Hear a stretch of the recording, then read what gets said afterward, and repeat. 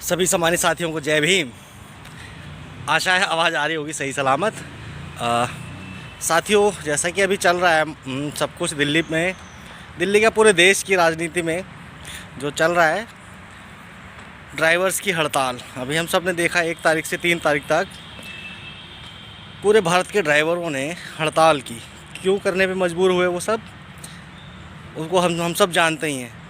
हमारी तानाशाही सरकार, भाजपा की तानाशाही सरकार, इनको रातों रात ख्वाब आता है, सपना आता है, इनके मन में कोई भी चीज़ अचानक से जागते हैं और प्रकट होते हैं जिन्नी की तरीके से और अपना फरमान सुना देते हैं। वही उन्होंने इस बार भी किया, जबकि 10 सालों से ये केंद्र की सत्ता में है। इन्होंने आज तक कभी ये नहीं सोचा कि हर साल 1.5 लाख से अधिक मौतें होती हैं सड़क हादसों में। जी हाँ, हर साल 1.5 लाख से अधिक बेकसूर इंसान मारे जाते हैं। देश के, इस भारत के नागरिक मारे जाते हैं 1.5 लाख। ये संख्या, ये आंकड़ा कोई छोटी मोटी बात नहीं है। 1.5 लाख लोग आज तक किसी बड़े से बड़े युद्ध में नहीं मारे गए। हाँ, आप खुद देखिए, अभी इराक, सीरिया, पता नहीं कहाँ के लड़ाई झगड़े देखते सुनते रहते हैं। आपने भी देखे होंगे सोशल मीडिया पर। क्या 1.5 लाख लोग मारे गए किसी युद्ध में? पहले जो होते थे विश्व युद्ध, उनमें भी इतनी बड़ी संख्या में लोग नहीं मारे जाते थे। लेकिन इस भारत जैसे देश में, हमारे भारत देश में हर साल 1.5 लाख से अधिक लोग सड़कों पे मारे जाते हैं, बेमौत मारे जाते हैं, जिसके पीछे कहीं ना कहीं जिम्मेदार हैं ये सरकारें, क्योंकि इनके अंदर नीयत नहीं है। इन हादसों को, सड़क हादसों को रोकने की नीयत नहीं है। इनकी नीयत क्या है? अपनी कारगुजारियों से ध्यान हटाने का। इनको शिक्षा, स्वास्थ्य, सुरक्षा, रोज़गार, जो सर्व समाज के हित की बातें हैं, उस पर बात नहीं करनी, ध्यान हटाना है, मुद्दों से ध्यान हटाना है कि कोई भी सवाल शिक्षा, स्वास्थ्य, सुरक्षा, रोज़गार पर ना हो। तो इस तरीके की ये प्रोपेगेंडा टाइप की चीज़ें करते रहते हैं। और ये भी एक वही है, क्योंकि इससे पहले भी 2018 में जब इन्होंने ट्रैफिक रूल्स में बदलाव किया था, जुर्माने 10 गुना से भी ज़्यादा बढ़ा दिए थे। 100 रुपये वाले चालान 5-5 हज़ार रुपये के कर दिए।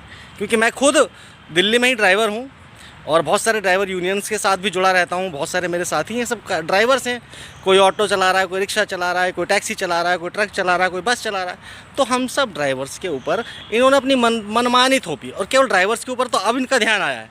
इससे पहले किसानों पर, मज़दूरों पर, बेरोज़गारों पर किसको छोड़ा? किसी को भी नहीं छोड़ा। इन सरकार ने किसी को भी बख्शा नहीं है।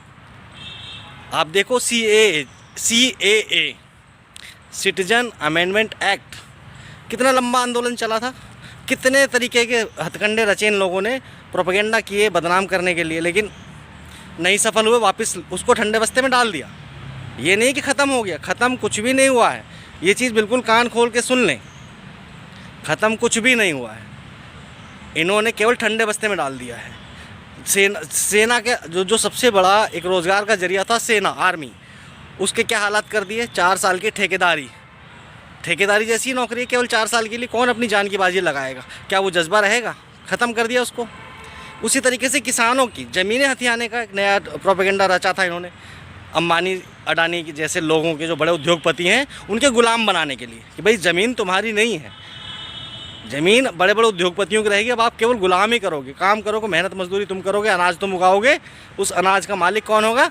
अंबानी, अडानी जैसे लोग, बड़े बड़े कंपनियां। तो ये इनके सबके, इस खास करके इन सरकारों के, जो मनुवादी सरकारें हैं, जो कभी भी समानता नहीं चाहती, सर्व समाज के लोगों को गुलाम बना कर रखना चाहते हैं, उन लोगों की मानसिकता यही है। तो वो हमारे हक अधिकार कभी नहीं देंगे। तो उसी से प्रेरित होकर के ये इस तरीके के तानाशाही फैसले लाते हैं, जैसा ये ड्राइवर्स के लिए लेके आए हैं।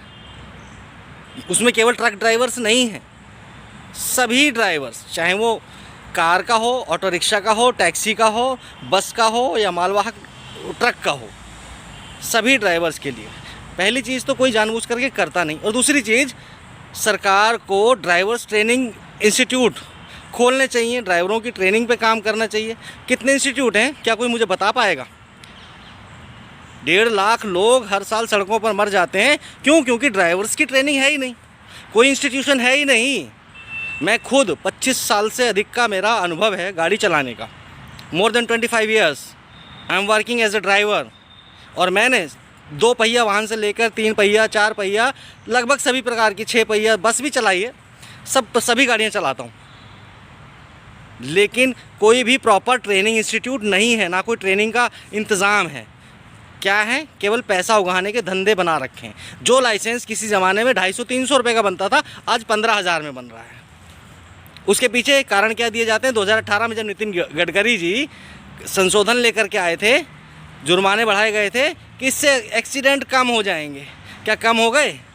100 रुपये से बढ़ा करके चालान 5,000 का, 10,000 का, 50,000 का कर दिया, तो क्या उससे एक्सीडेंट कम हो गए? कभी नहीं हुए और ना होंगे। उसी तरीके से अब ये जो नया सिगुफा लेकर आए हैं, 7 साल की सज़ा, 7 लाख का जुर्माना और 10 साल की सज़ा, इससे भी कुछ नहीं होना है। होना क्या है? केवल बड़े उद्योगपतियों के, पूंजीपतियों के गुलाम बनाना। आप खुद सोच के देखो ना, अगर आप मेरी नज़रिए से सोच के देखो, मैं भी ड्राइवर हूँ, बताता हूँ आपको। कोई भी ड्राइवर कभी नहीं चाहता कि एक्सीडेंट हो जाए, बट फिर भी होते हैं, एक्सीडेंट होते हैं। दुर्घटना क्यों? दुर्घटना का मतलब ही यही है कि कोई चाहता नहीं, बट वो हो जाती है और होती है, लगातार होती है। तभी 1.5 लाख लोग हर साल मारे जा रहे हैं लगातार।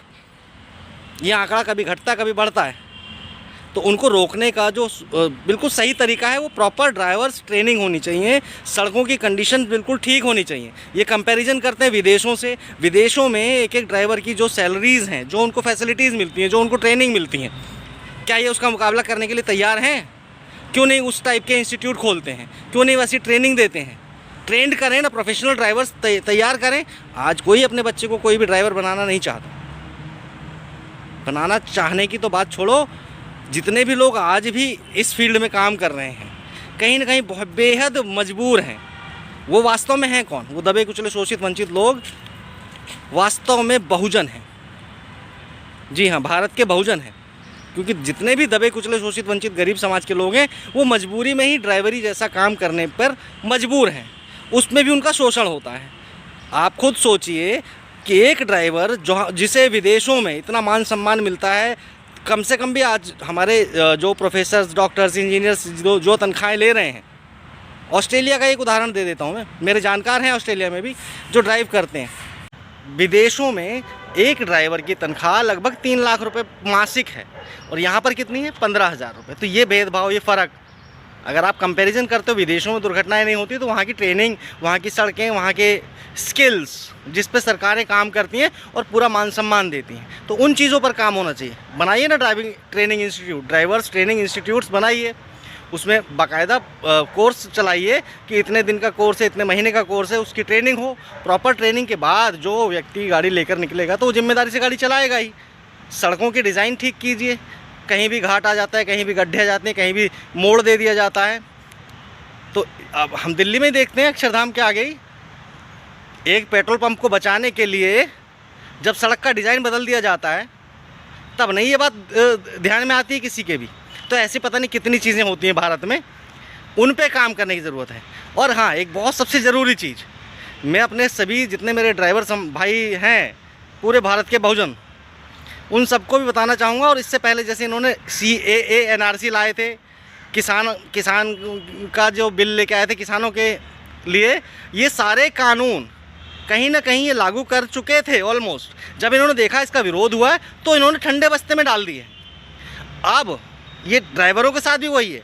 कानून तो लोकसभा से, राज्यसभा से पास हो गया है, पारित हो गया है, उसको कोई माइका लाल बदल नहीं सकता, लेकिन लागू नहीं करेंगे अभी क्यों नहीं कर रहे? क्योंकि 2024 का लोकसभा चुनाव है सर पर, और लोकसभा चुनाव में यदि गलती से भी किसी भी साम दाम दंड भेद, इनका पूरा जोर तो वही है कि लोकसभा चुनाव जीतना। लोकसभा चुनाव के बाद यदि भाजपा दोबारा से आ गई तो याद रखिएगा मेरे ड्राइवर भाइयों के साथ साथ सर्व समाज के समस्त बहुजनों, अगर गलती से भी भाजपा आ गई तो ये सारे कानून लागू किए जाएंगे। ये तो अभी ड्राइवरों ने केवल एक हल्का सा ट्रेलर दिखाया है, उसके बाद क्या होगा वो बाद की बात है। ये भारत को भी, क्योंकि हम जानते हैं अभी जो हमारे शासन और सरकार चला रहे हैं ये अपराधी लोग हैं, अनपढ़ लोग हैं, इनके अंदर बुद्धि नहीं है। सो के उठते हैं, मुंह उठाया और कुछ भी बक दिया, कुछ भी बोल दिया और उसको लागू कर दिया। तो आप खुद समझ सकते होंगे कि भाई जो आदमी अपराधी है, तड़ी पार रहा हो, खुद गुंडा हो रहा हो, तो उससे हम क्या उम्मीद करेंगे कि वो भारत के लोगों के लिए कोई प्रेरणादायी होगा? अगर वो प्रेरणा देगा तो अपने जैसी ही देगा, गुंडे बदमाशी वाली देगा। तो उससे ऐसे लोगों से बचना है और एकजुट होकर के लोकसभा चुनाव में इनको हराने में सक्षम एकमात्र राष्ट्रीय राजनीतिक पार्टी बीएसपी को ही लाना। भाई मेरी अपील तो यही है, बाकी सब अपना दिमाग लगाओ, मेरे कहने पे मत जाओ। जिसको मेरी बात समझ में आए तो ठीक, नहीं समझ में आए तो भी ठीक। जय भीम, जय बसपा, भारत का संकल्प, बसपा ही विकल्प।